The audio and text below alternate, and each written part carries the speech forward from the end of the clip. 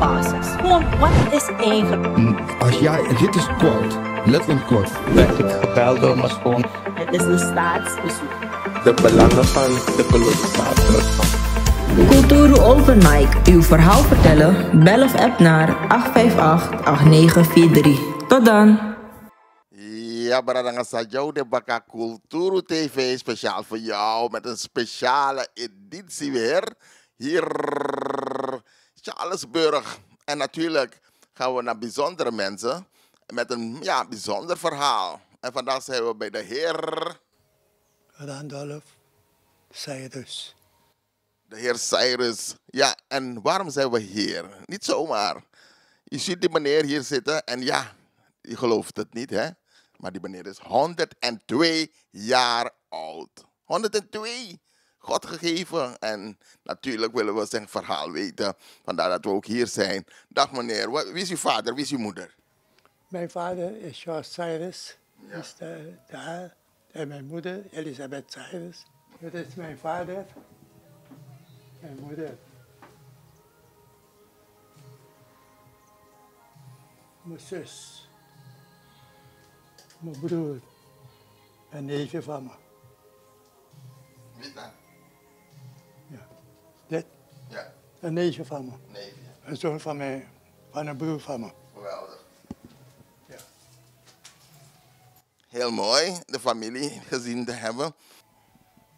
Het was mijn vrouw, dochter, kleinzoon, broertje van haar. Ja.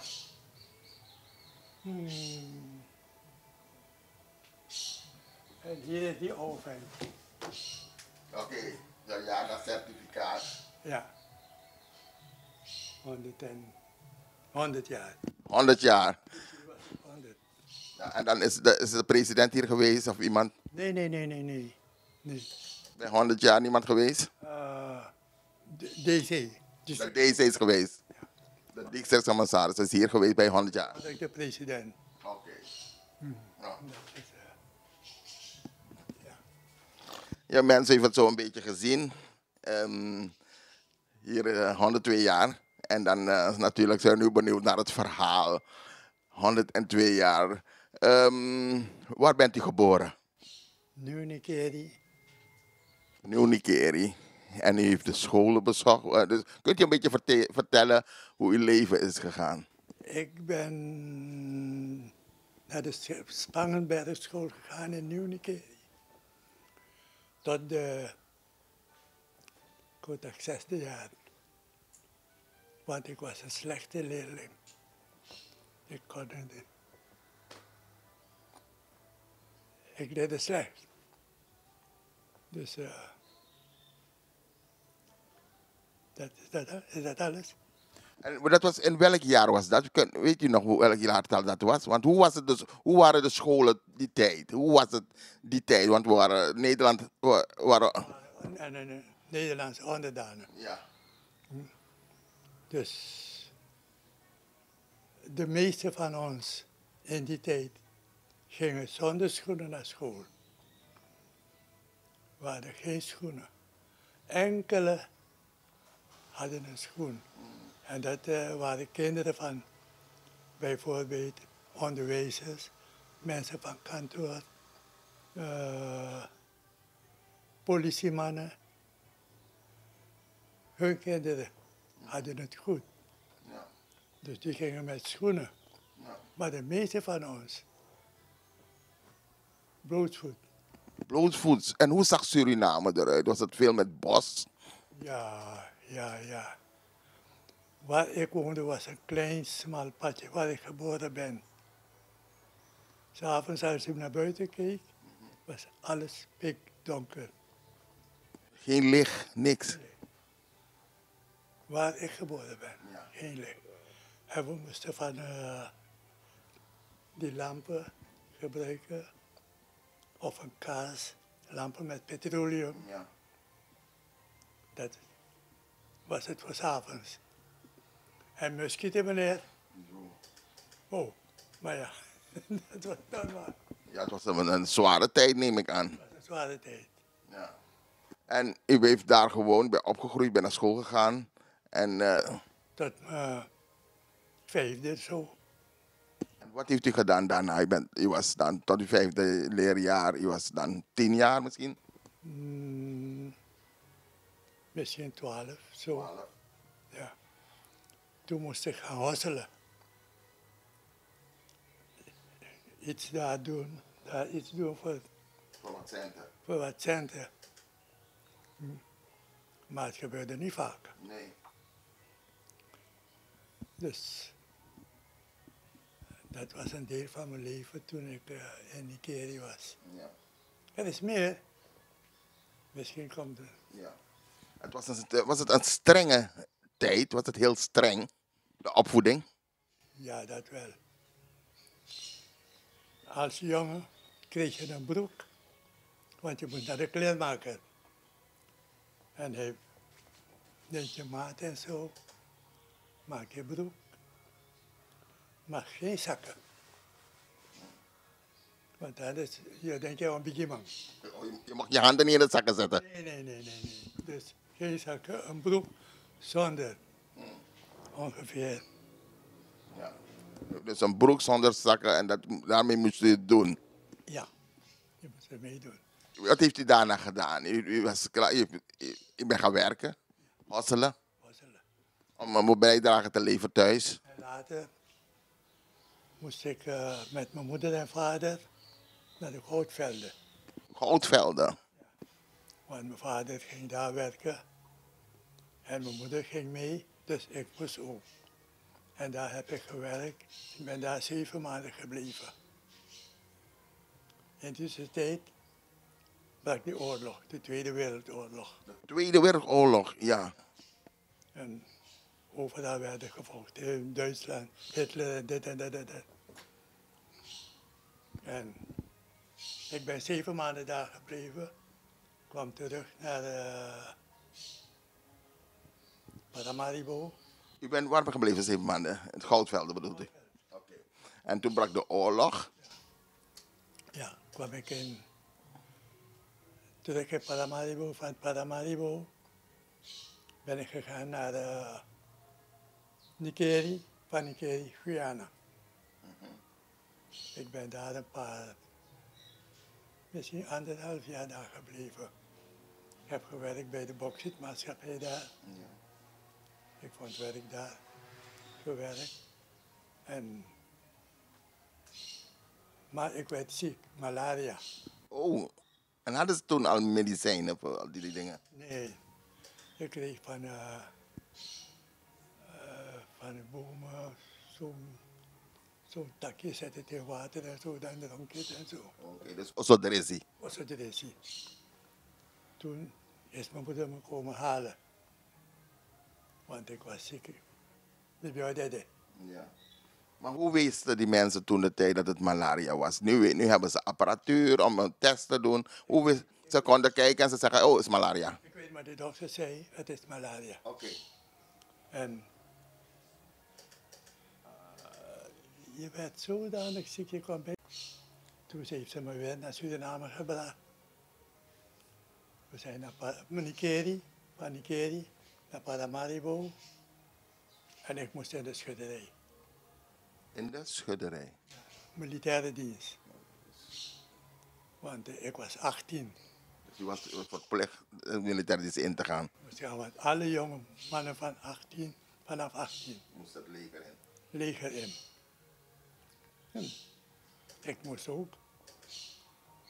En ik ben gegaan, want ik kon niets anders doen. Nee. Ik ben daar gebleven ongeveer een jaar of ietsje zo. Maar ik ben geen van militair. Nee, u bent liever geen wapens. Maar was het toen nog Tweede Wereldoorlog? Ja, de Tweede Wereldoorlog.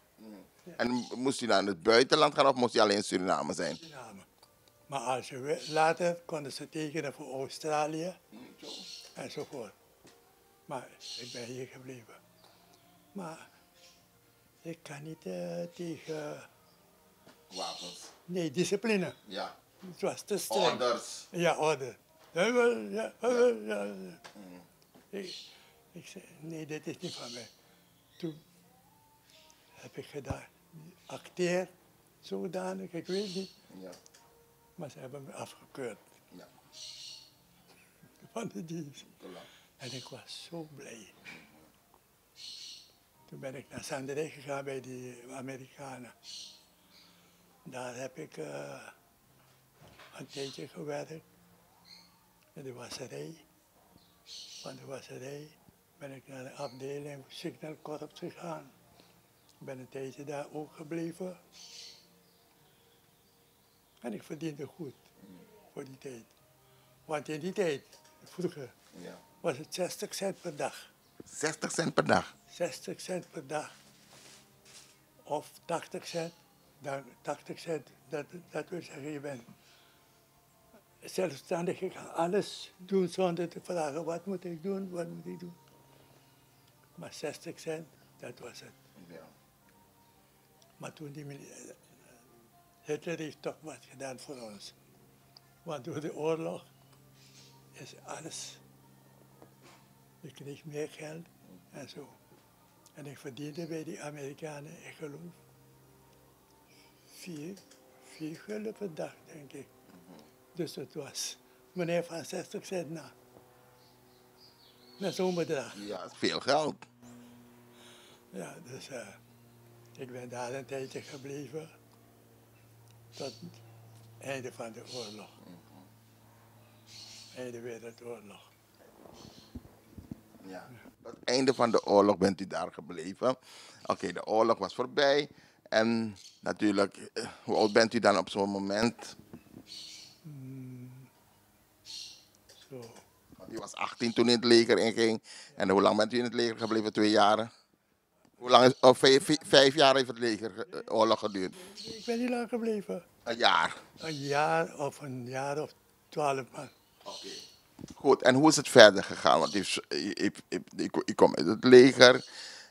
U bent dan 19 jaar, 20 jaar. Ja. Vandaar naar Sanderij toch? Ja, Bij die Amerikanen. oké, ja.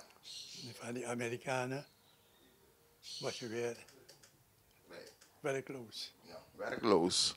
En het is Oorlog is, afgelopen. ja, Hitler is verdwenen, waar hij gegaan is, weet niemand. Ja. Dus dan moest je nu weer gaan hosselen. Zo wordt het weer een zware tijd. Zware tijd weer. Ja, ik kan me voorstellen. En alles was nog bebos, alles was nog, ja, Nee, maar duur. in Paramaribo was het niet zo. Want we waren in Paramaribo. Oké, Maar in Nikeri was het nog. bos. Ja, een klein stukje was bewoond. Ja, het was als het ware in 3 verdeeld. Dit stukje alleen voor Kriolen en zo. Je had enkele Hindustanen bij Ja. en enkele Javanen. Oldendaal voor die Hindustanen, Waterloo voor die Javanen, dat was in Nikeri. Dus toen was het verdelen en heersen al. Ja. Zo ben ik er bij komen aantreffen. Ja, dus het was Hindustanen daar, Javanen daar. En dat is sinds dag en dag zo. Jaar en dag. Maar goed, u bent dan opgegroeid. U leert uw vrouw kennen waarschijnlijk. Oh ja. Toen, ja, waar was ik weer? Ja, op een gegeven moment, u was weer in Paramaribo, het leger was afgelopen. Ja, en dan u bent dan weer werkloos. En dan, Ik ben naar Nikeri weer gegaan. Ik moest naar heb ik werk gevonden bij de, hoe heet het, de bekade showman. Je lost goederen van boot, uit de boot, met goederen komen. lossen en laden. Lossen en laden. Ja. Daar heb ik werk gevonden. Ik heb daar een tijdje gebleven. Maar ik kreeg ruzie met die voorman of baas wie hij was. En ik zou de gevangenis ingaan. Zo. Toen Ja. heeft hij gezegd, vanaf vandaag ben je niet meer aan het werk. Ja, Jimmy. Zo. Ik moest weg. Maar hij heeft me geld gegeven. Vandaar ben ik weer naar Paramaribo gekomen. Want toen moest je met de boot. Van Paramaribo naar Nikeri. En van Nikeri naar Paramaribo met de boot over zee. Over zee, want er waren geen wegen toen. Ja, 3 boten. Juliana, Emma, Wilhelmina. En later kwam Bernard bij. Dus koningin Juliana, een boot. Koningin Emma, een boot. En Juliana en Bernard. Die waren nog niet getrouwd. Nee, die waren nog niet getrouwd, die waren later getrouwd. Ja. Oké, ik ben opgegroeid dan. Ja, ik gaat hosselen, werk. Die man heeft u weggestuurd, dan heeft u weer geen werk. Het was een moeilijke tijd. Moeilijke tijd. En je moest ik weer naar Paramaribo. En met veel moeite ben ik aan geld gekomen om weer naar Paramaribo te komen. Ja. En ben hier gekomen. Mijn moeder was toevallig hier in Paramaribo. Dus ik had een plaats waar ik kon blijven. Ja. En ik ging weer hosselen. Hosselen hier. Niet alleen ik. Iedereen. Vele van die jonge kerels van toen. Ja. Moesten hier hosselen, daar hosselen, zo hosselen. En hoe zag Suriname eruit met al die mensen? Ik kan me voorstellen, weinig huizen. Hoe zagen de huizen eruit? Kijk, nu hebben we steenhuizen. Waren ze toen van hout? Alle huizen bijna waren van hout. En ze waren op neuten. Alles was op neuten. Neuten, hoge neuten zo. Ze waren daarop gebouwd. Ja. Alleen die huizen van, bijvoorbeeld in de stad, Ja. financiën enzovoort, dat stukje daar was van steen. Ja. Want steen, die kleine stenen kwamen van Nederland. Dus ze brachten goederen naar Suriname. Ja. Nee, ja, ze brachten goederen van hier Naar Nederland. naar Nederland. Ja. Onze goederen, onze goud. En als ze terugkomen, brengen ze een paar stenen ook bij. Ja. Van die kleine rode stenen. Ja. En zo hebben ze die dingen gebouwd enzovoort. Oké, u zegt, u werd nog betaald. Heeft u nog mensen gekend van de slavernij? Dus een oma of grootoma. Heeft u nog iets meegekregen toen u nog jong was? Alleen één mevrouw hebben we gekend. Ene tante Jabba. Tante Jabba. En tante Jabba was in het... Een grote vrouw. En zij was een slavin. Nee. Zij is geboren vlak na bevrijding. Vlak na de afschaffing. Afschaffing van de slavernij. Oké, ja. Zij was een van de oudste toen van de slavernij in Nigeria. Dus zij hadden we gekend. Ja. Elke 1 juli gingen ze naar die man die ze gezegd hebben dat mijn vader is. En van die man had geld. Ja. Dan vertelde ze het verhaal van toen. Ja. Maar later is het gebleken dat sommige van die verhalen... Had je story waren. Een paar verhalen waren verzonnen. Vorig jaar heeft ze zo verteld. Ja. En dit jaar kon ze wat vertellen. Tori ben ik morashwiti. Of ze laten een stuk weg, of ze zetten een stuk bij. Ja. Ja, maar zij heb ik gekend. Want mijn oma was heel later geboren. Ze waren met 5 zusjes, geen broer. Ja, ik kan me voorstellen. Het is, als je nu terugkijkt, was het een zware tijd? Was het echt van moeilijk? Vergeleken met nu natuurlijk, nu is het een moderne tijd. Hè? We hebben nu telefoon, we hebben alles. En als je kijkt naar vroeger, hoe Fabende. Fabende is slecht. Het was slecht. Heel slecht. Het was slecht. Ja. Zelfs de minister-president van toen, weet je, die had gezegd dat het beste zou zijn dat de Suriname onder water. Hoe heet die nou weer? Hij was minister-president toen van Nederland. Van Nederland. En Nederland. Ja. Van hier. Juist. En wat had hij gezegd? Liever de zoeken Suriname. Beter in de Suriname. En dat was minister-president. Dat is een lastpost voor Nederland. Suriname was een lastpost voor Nederland.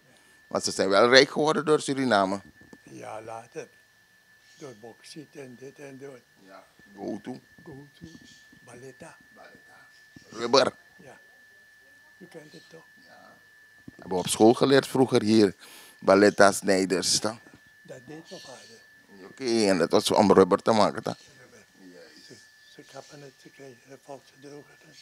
Zo was het. Ze pakken het in naar buitenland en dan komt het terug als schoen, dit en dat en zo. Ja, zo'n schoen, sla dood. Ja. Die kon nog niet dragen als het zo nog heet is. Ja, toen zou wat er koning. Want het was zo warm. Ja, want u had geen schoenen toen. Geen schoen. Geen schoenen. Dus het was heet. Ja. En hoe was het met koken? Hadden jullie een krofaya? Op hout werd er gekookt? Hout en krofaya. Dat was het. Je gaat hout kopen. Je komt thuis in de kerry hoor. Ja. In de kerry. Je koopt hout, komt thuis, je kapt het. Daarmee gaat je moeder koken. En dan was het ook maar kip en dat soort dingen. Kip was luxe. Kip was luxe. Wat aten jullie zo wel? Was er brood? Was er? Ja, brood was er, maar van die puntjes. Een stuiver kostte één. Een brood. Een brood. Ja. En als je brood gaat kopen bij de Chinees, een stuiver. Chinezen bij de toekba. Ja, Chinezen, ja, jaren, maar dat ja toch. Maar bij kookba. Ja, dat was ja, een winkel. Ja. Dan ga je brood kopen bij de Chinees voor een stuiver. Dan vraag je hem, dag om, zet een beetje boter voor me na. Want je hebt een stuiver, brood kost een stuiver. Maar je wil brood met boter. Ja. Laat staan kaas en pindakaas. Dus wat deed de Chinees? Hij nam zijn, want boter kwam in blikken. Ja. Wijsmanboter en zo. Een beetje boter op blik. Ja, die man neemt zijn mes, hij doet het toep. Dus Annette King. Nee, Gewoon, je vraagt een beetje boter. Toch? ja, poep, poep. Dat was Ja. het. Dat was het. Zo. Als je meer boter wil hebben, dan moet je een kachok. Een kachok, dan krijg je meer boter. En weet u wat een kachok is? Dat wil ik vragen, want ik kijk u aan van kutje. Zet je vingers zo, Ja. dan zet je je hoofd. Dan, Dus hij sloeg ja, voor een beetje boter. dan krijg je een beetje boter. Of je krijgt een snoep. Want als kind zie je die flessen met snoep. Ja. Maar dan word je geslagen als je vraagt. Ja, ja hij geeft je een. Om, ik je wat snoep nou. Hij komt ik een kachok. Zet je hoofd dan. Dan krijg je één. Zo. Ja, Om was een sadist.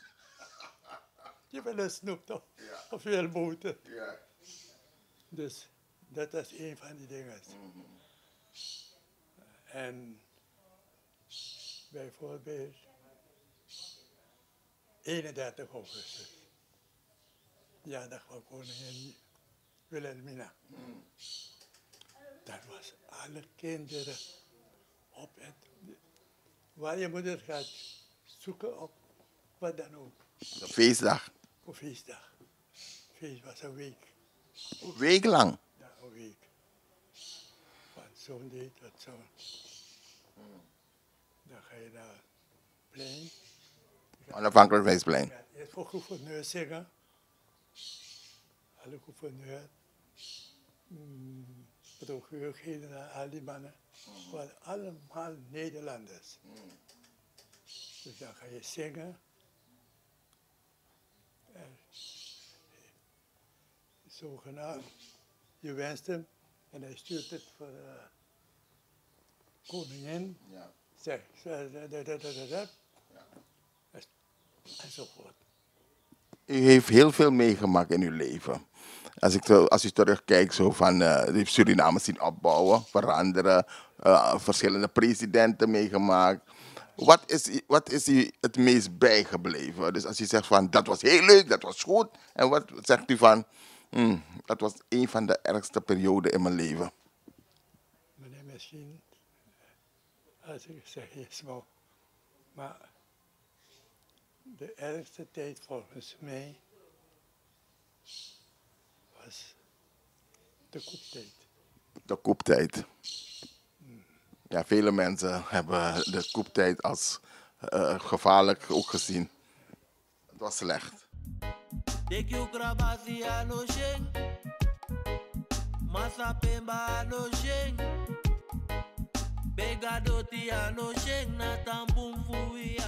was slecht. Je was niet vrij. Je kon niet zeggen wat je wou. Nee. Je kon niet zeggen wat je wil. En vervelend van had je van de kaderman. Ze hadden een groep. De groep van 16 bedoelt u? Nee, niet van 16. Een groep van de militie. Oh, de militiegroep. Oh, die waren verschrikkelijk. Ze zitten hier tussen jullie, tussen ons. Ja. En alles wat je zegt. Dus je mocht niet tegen de militairen zeggen dat. Nee. Dus het was een tijd.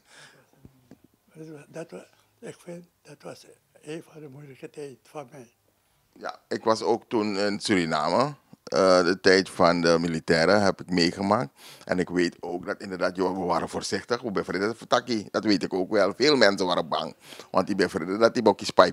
Die betak was dat verkeerd. Dus we moesten op onze woorden letten. We moesten niet. Je moest letten wat je zegt. Ja. Tegen de militairen. Ja, dat was toen ze over hadden genomen van Henk Aaron. Ja, bij de koep toch. En dat vond hij, dat was een tijd. En wat was de mooiste, leukste tijd? Ze zei van, Athene dat bij de one sweet thing. We hadden alles veranderd. Want u heeft het zwaar gehad in het begin. U heeft dingen meegemaakt. Alibi bij Tranga vroeger. En wat was heerlijk leven voor u? Voor mij is toen ik werk vond bij het psychiatrische centrum. En wat deed u daar? Wel, ik had geluk. Ik ben aangenomen. Ja. En ik heb daar 34 jaar gewerkt. Wauw, dat is lang. Ja, dus Dat uw pensioen. ja, ik ga u wijzen. Ja. Dus dat vond ik geweldig. Oké, geweldig. Ik ga dat ding. Ja.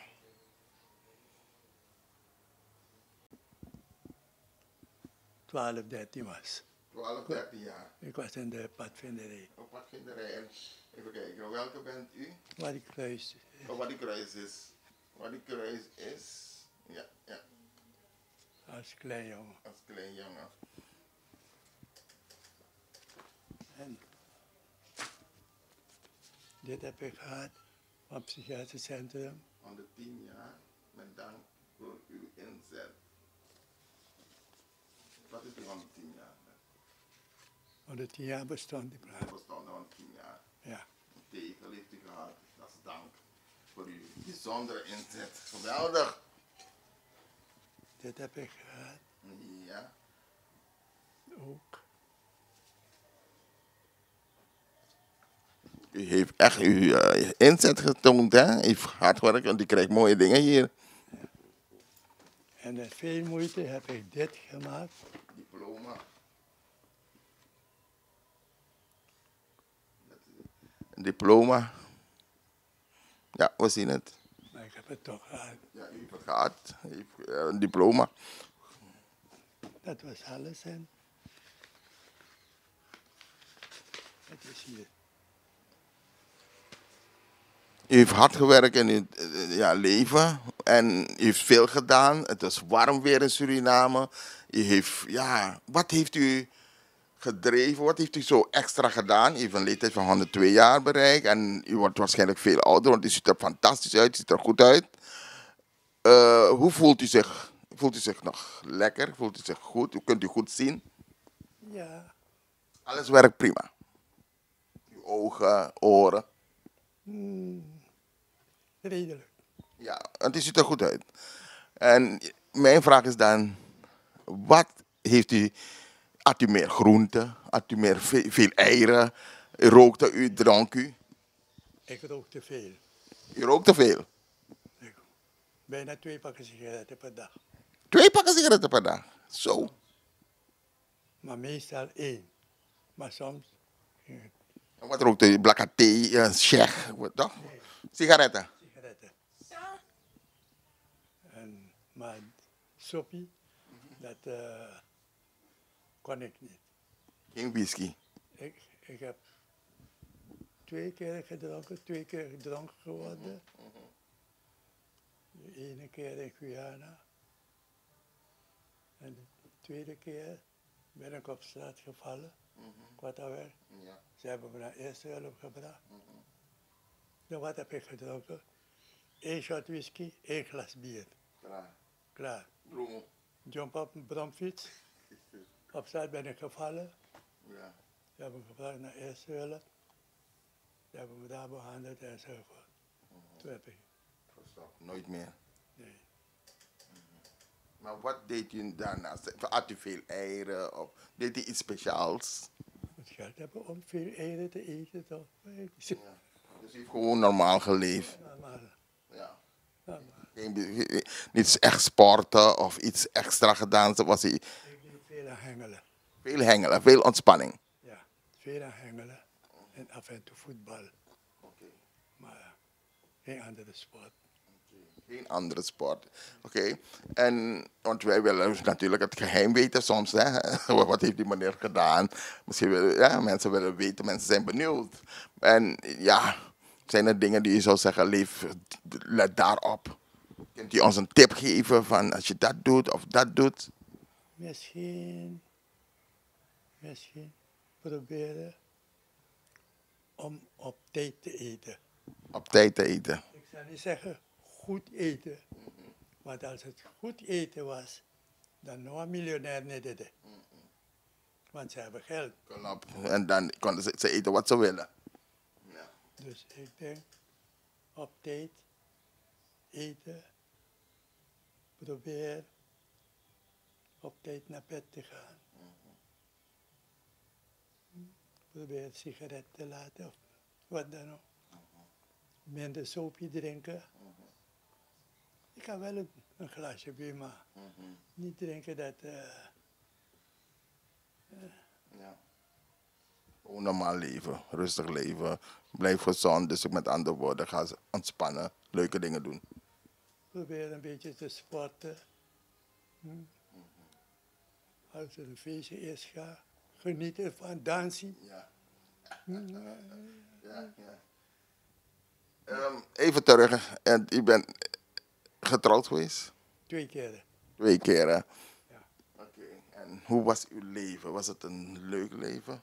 Ja, de eerste was in het begin geweldig mooi, maar later was het... Geen meer. nee, ging niet meer. Ja. Ik heb daar 5 kinderen gehad. 3 meisjes en 2 jongens. Ja. Alle 5 zijn er nog. Maar voordien had ik 2 voorkinderen, maar beide zijn al overleden. Een jongen en een meisje. 1 hier in Suriname, 1 in Nederland. En later ben ik weer getrouwd Ja. met deze. Met haar, deze Ja. mevrouw. Ja. En ik heb 1 dochter gehad. Deze. Ja. Zij zit in Duitsland. Oh, ze woont in Duitsland. Ze woont in Duitsland, ze is daar getrouwd. En dan heeft u nog contact met uw dochter? Ja, ja. Bent u wel eens naar Nederland gegaan? Ongeveer 5 keren. 5 keren. Oké. De eerste keer was de geweldigste. De eerste keer. Ja. Want mijn vrouw zou 50 geloof ik, of zo. Dus die kinderen van haar hebben ons gehaald. En dat was een leuke tijd. Meneer, ik ben gegaan, ze hebben ons gebracht naar Frankrijk, Duitsland, België, Engeland. Engeland, daar hebben we 2 avonden geslapen. Maar Duitsland, ja, dan komt er. Dus, dat was een leuke tijd. Heel mooie tijd geweest. Ik probeer me voor te stellen, hè, uw leven, hè, hoe het is gegaan. U heeft hard gewerkt, u bent naar Nederland gegaan. En later ben ik weer 4 keer, geloof ik. Dus ik ben ongeveer 5 keer gegaan. U bent 5 keer naar Suriname gegaan. 2 keer hebben ze me gehaald naar Amerika. Kijk, daar is die foto daar. Waar de 4 zijn. Ja. Daar op die televisie, naast bij die boksen daar. Ja. My Hero zie ik daar staan. Yes. En daar bent u in Amerika geweest. Zij was in Amerika getrouwd met deze man. Oké, en dus zij is hier toch? Ja, deze ook. Nou, dus die twee wonen in Amerika. Ja. En ik ben hier. Dus zij is hier. Ja. Maar zij was ook in Nederland. Maar ze woont nu hier in Suriname. Oh, ze is terug in Suriname. Ja, zuster. Zij is in Suriname. Oké. Maar deze 2, schoonzoon, dochter. Ja. Dus ik heb in totaal 9 kinderen. 9 kinderen heeft u in totaal? Had ik. Had u. 2 zijn overleden. Ja. Laat maar zien. 5, 2, 1, 2. Ja, 7 zijn er nog. 7 nog. Oké, u heeft hard gewerkt in uw leven. U heeft veel meegemaakt. Mooie momenten, minder mooie momenten. En natuurlijk kom je op een bepaalde leeftijd. U heeft hard gewerkt, u heeft pensioen opgebouwd, neem ik aan. En we weten dat het een beetje moeilijk is in Suriname. En mensen die uitkomen met uw pensioen en zo. En ik vraag me af, hoe doen de mensen? Hoe gaat het met u? Dat is verschrikkelijk. Het is verschrikkelijk. Ja. Want u heeft toen mooie momenten gehad, leuke momenten. En nu heeft hard gewerkt. En dan ga je ervan uit dat die mensen, als ze een bepaalde leeftijd zijn, dat ze kunnen gaan genieten, zeg maar. Want u heeft hard gewerkt en nu moet u eigenlijk genieten, rustig leven. Ja. Wat je krijgt, je moet je proberen. Maar toen de tijd was het salaris zoveel, zeg maar. En de tijd is veranderd. Ja toch? De salaris is daar ook mee gegroeid, neem ik aan, de pensioen. Ja. Want we zijn begonnen met 75 gulden per maand. Ja. Nederlands gulden toen. 75. En later is het geworden, als je diplomeerde, 1200 nou, zoiets. Ja. 1200. En natuurlijk... Ja, Surinaams. Als je denkt nu aan Suriname, dan zijn we in een harde tijd, moeilijke tijd. En toen, en in die tijd, was 1 Surinaamse gulden, 2 Nederlands. Surinaamse gulden was sterker. Sterker. De waarde was hoger. Wij soms moesten doos sturen voor onze familie. Dus we hadden het beter hier in Suriname toen. En later stuurden zij dozen weer voor. De tijd is veranderd. Omgekeerd. Ja. Oké. Had hij ooit gedacht dat hij 102? Nee. Ik had dat nooit gedaan. Nooit. Ik had gedaan, mijn vader is 70 zoveel, mijn moeder 85. Dus ik dacht altijd, boeit me kan 86. Dan, wie naar vrouw? Ja. En nu 102. De 2. Dus ik had nooit gedacht dat ik zo oud zou worden. Is een zegen. En die goede man laat me nog. Ik kan mijn rijst koken. Ik kan mijn dingen opwarmen. Maar alleen als ik thuis ben, want soms ben ik alleen thuis. Kinderen moeten naar school en ze gaan aan het werk. Dus dan ben ik alleen. Dus dan ga ik niet bij die fornuis. Maar het mooie is, u kan nog veel alleen. Sommige mensen moeten in een bejaardentehuis of ergens waar ze hulp nodig hebben. Maar u bent nog thuis. Ja, dus u kunt veel alleen nog zelf. Als je alleen bent, moet je voorzichtig zijn. Fornuis. Je zet dat ding erop. Iets gebeurt met je. Boom. Dus ze hebben een hoe heet dat ding, Microwave. ja, voor me gekocht. Dus daar warm ik op en zo. Ja, microwave. Laat gewoon af. En dan ze laat af. Is, Thuis zijn, dan kan ik gebruik maken van mijn fornuis. geweldig. Ja. En gaat u nog wandelen? Ik bedoel, een stukje lopen of zo? Ja, gisteren nog was ik bij de dokter. Ja, met mijn paraplu. Soms ga ik met mijn rollator. Hangt er vanaf hoe ik voel. Een stukje lopen. Ja, ik was gisteren nog bij de dokter. En het gaat wel goed, toch? Ja. Ik probeer. Ja, kan. 102 jaar natuurlijk. Goed, we zijn ontzettend blij dat we hier mogen zijn, hè, van Kulturu TV. Want we zijn benieuwd hoe u het allemaal zo heeft gedaan. U heeft nog mensen in Duitsland, Amerika, Nederland. Wilt u de groeten doen? U mag de groeten doen aan mensen die naar u kijken. Heeft u nog iets te zeggen? Dus, Ja, via de camera. Ze kijken naar u. dus ik ben, Ja, dus als ze gaan straks kijken naar de film. En dan het komt op internet, dan gaan ze het zien. Dan zeggen ze... En dan kunt u zeggen, nou, ik groet... ik dacht, ik gewoon een foto van Film. Ja. Ja. Heeft u nog mensen die de groeten wil doen? mijn kinderen, familieleden, vrienden die me kennen. Want ik weet niet hoeveel er nog zijn in Nederland. Er waren een paar daar. Maar ik heb geen contact met ze, dus ik weet niet als ze er nog zijn. Oud-collega's, Want die gaan u zien, die gaan zeggen, wauw. ja, die zijn naar Nederland gegaan. Ja. Dus ik weet niet als ze er nog zijn. Of ik ben dit, ik weet het niet. Misschien als ze u zien dat ze nog contact met u op willen nemen van, als ik naar Suriname ga, wil ik die meneer zeker nog een keer gaan groeten. Ja, want ik kan ze niet, dat is een beetje moeilijk voor mij. Ik kan niet zeggen, ik ga alleen weg. Nee. Maar goed. Zo, ik loop wel naar de dokter, ik kom terug. Ja. Maar om te zeggen, ja,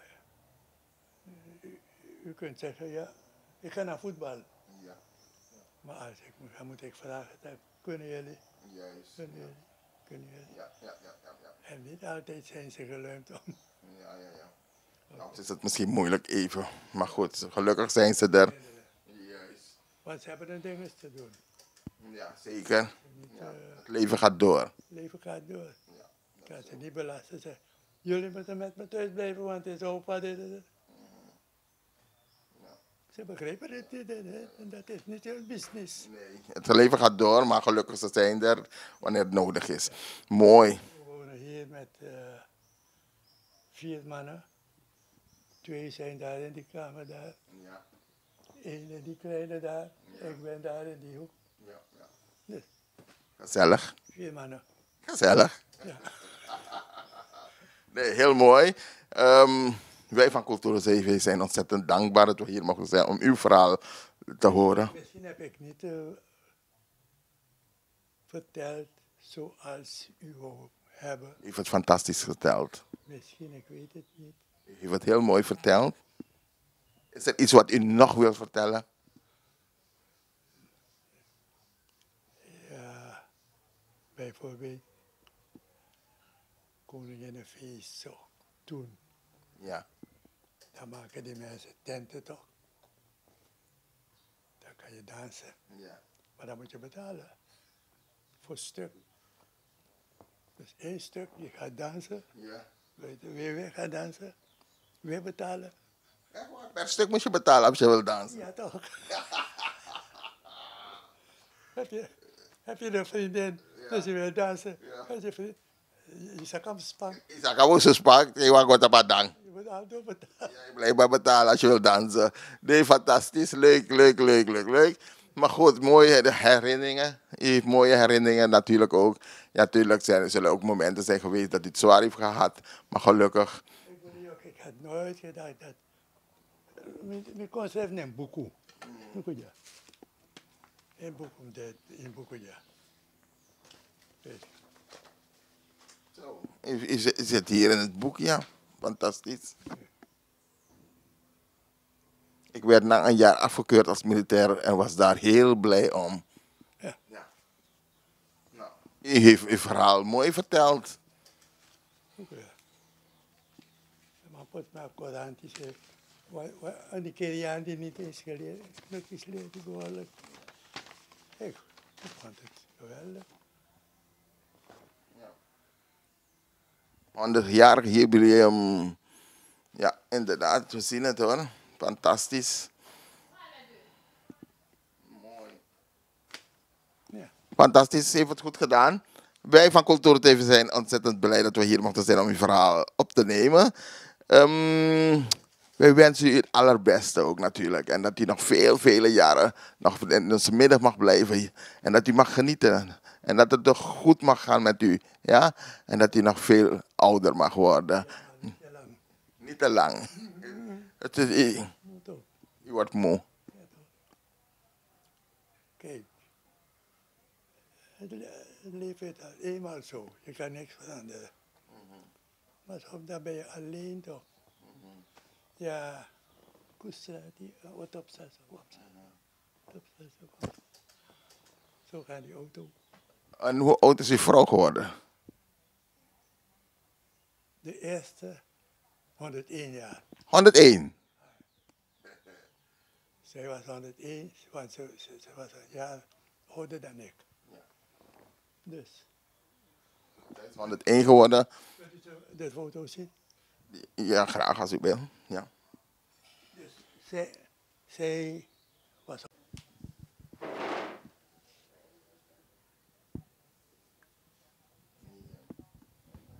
Dus zij was de eerste Uw vrouw, en zij is 101 geworden. 101. En dus, u hebt met haar geleefd. Tot hoe oud? Ongeveer 12 jaar. 12 jaar. En hoe lang was u alleen dan? Niet te lang. Niet te lang. Oké. En daarna heeft u een andere vrouw gehad. Maar, en hoe? Dus deze. Ja. Maar de vraag is, hoe lang bent u alleen gebleven? Dus nadat, hoe lang bent u nu alleen? Hoe lang is u? Ik geloof 24 jaar of zo. Dus 24 jaar geleden is uw vrouw overleden. En dan bent u alleen. De tweede. De tweede. En dan bent u 24 jaar alleen. Ja. Goed, ja, want u zei het, ja, 24 jaar alleen, je loopt op de autopsie, maar... Vorige was ik niet getrouwd. Ik Ja. 2 kinderen, een jongen en een meisje. Ja. Beiden zijn overleden. Dan met deze 5 kinderen. Oebrokko. En dan met haar 1 dochter. Beiden zijn overleden. Dan ga je weer trouwen. Waarvoor? Maar kan die kan veel man vrouw het. Wat gaat ze met mij doen?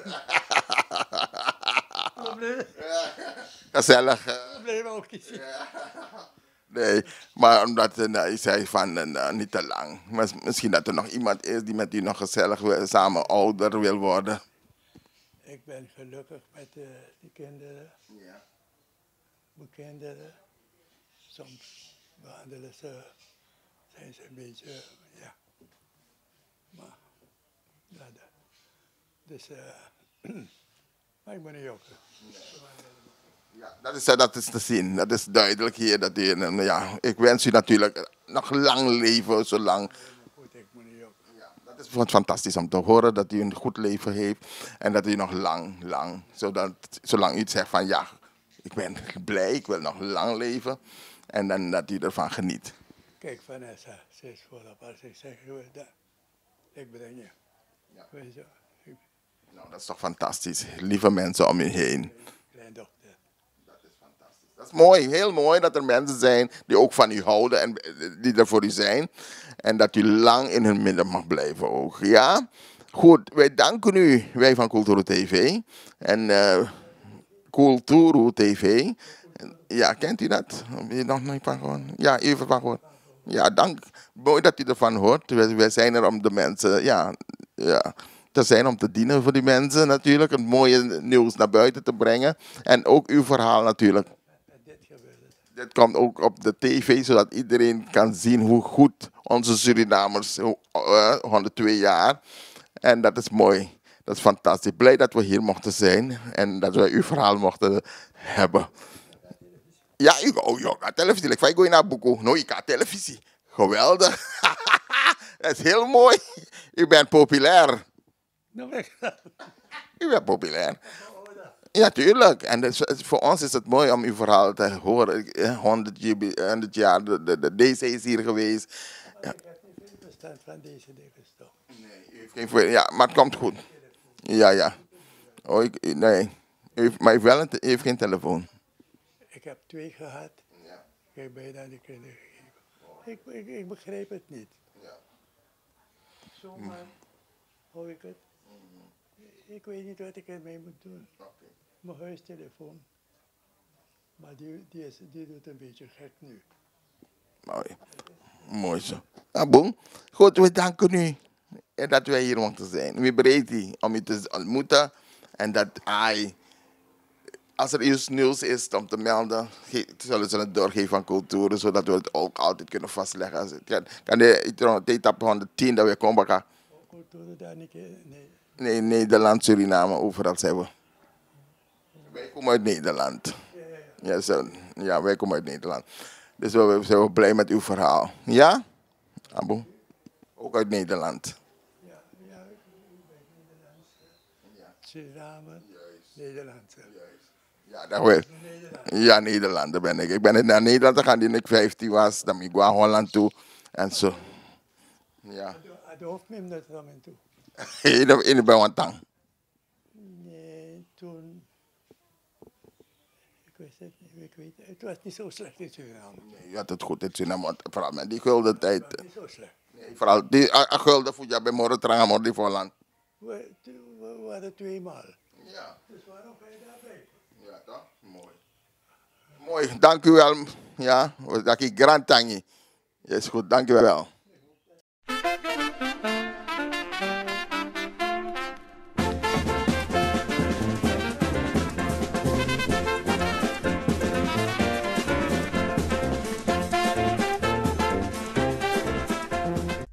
Ben jij een gedupeerde van de toeslagenaffaire, ouder, kind of ex-partner? Ga dan naar stichtingherstel.nl. Herstel met dubbel L. Met Stichting Herstel kom je er wel.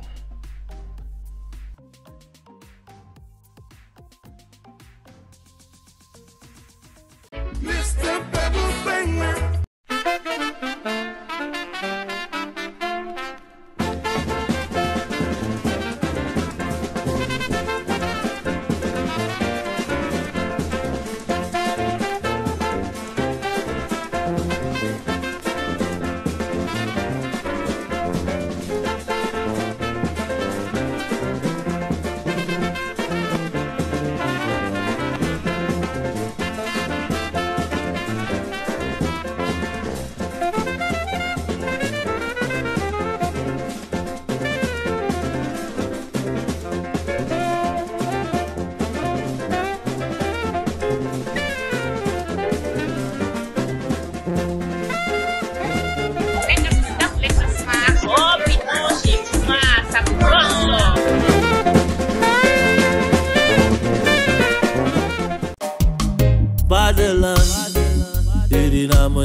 vaderland, yeah.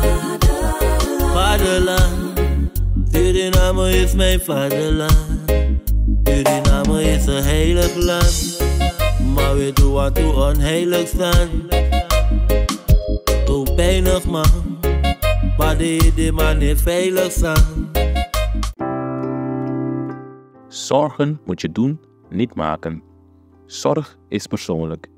Onze jongste patiënten krijgen daarom bij de huisartsenspoedpost ook een persoonlijke behandeling. Onze artsen zijn zeer bekwaam in het opvangen en behandelen van uw kind. Huisartsenspoedpost Suriname. Uw zorg is onze zorg.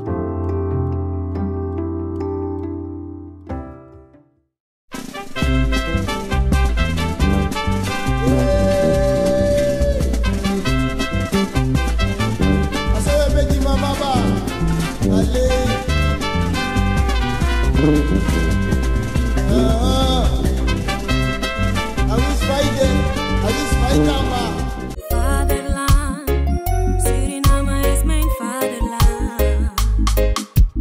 Vaderland, Suriname is mijn vaderland.